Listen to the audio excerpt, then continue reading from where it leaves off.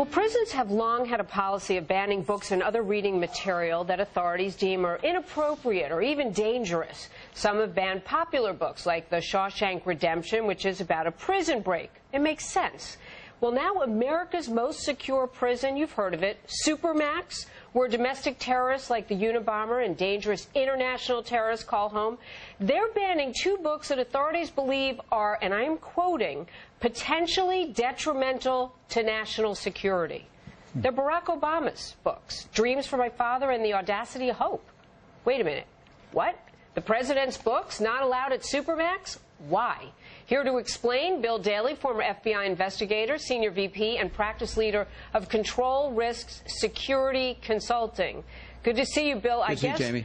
The control the risks and the security certainly came into play, and the FBI was actually involved in this. They won't release what portions of the book, although they say the pages but not the excerpts, that they believe of the president's books would be dangerous in the hands of prisoners at Supermax. What do you make of this? Well, first of all, the FBI will at times consult with the Bureau of Prisons, which is all under the Justice Department, in determining what material may be influential to certain prisoners that might incite them.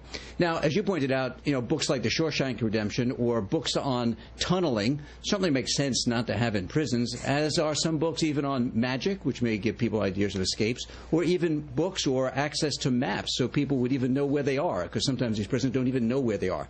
What gets a little bit sketchy, a little bit kind of difficult to gauge, are some of the books that may prove to be, inciting people, maybe inciting Islamic fundamentalism or some radical forms which could pose danger to perhaps the prison guards or could invoke other prisoners to also act in concert with each other. So we're not talking about President Obama's books having some national security code in there that's giving about secrets of nuclear weapons, but in fact it could be something that they feel would invoke some more of a response and perhaps encourage some acting out by prisoners while they're being held. Let me give our audience a little background.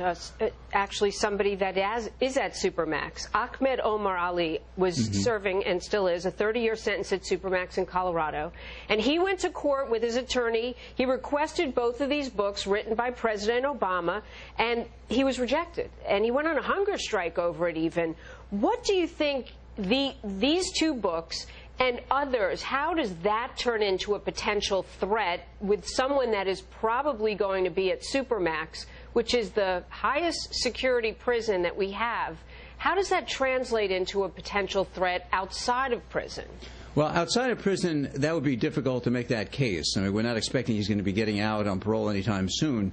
I think here probably the suggestion is, and it may be a little bit convoluted between how it came across and what really the intent is that it probably poses a threat more so inside the prison to prison guards and other prisoners who may be encouraged in some way by either the tone or comments or some take on those chapters. Again, I haven't seen what those chapters are because they haven't told us. Right. They won't tell us a specific passages.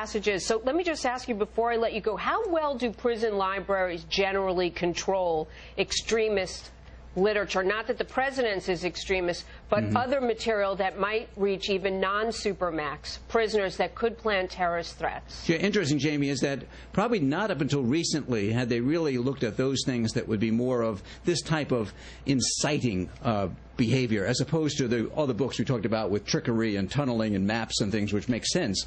It's only been recently they actually have come down with a project to actually go through some standardization of what is in these libraries and try to call out those things that could be encouraging to people both inside as well as maybe when they come out, if they're harboring on this information while they're being held in these very, very close conditions and very, very monastic type of life where they're living there in without contact with people, and maybe encouraging to just dwell on this information. Bill Daley, this is a very interesting story. Thanks for talking to us about it today. Good to be here.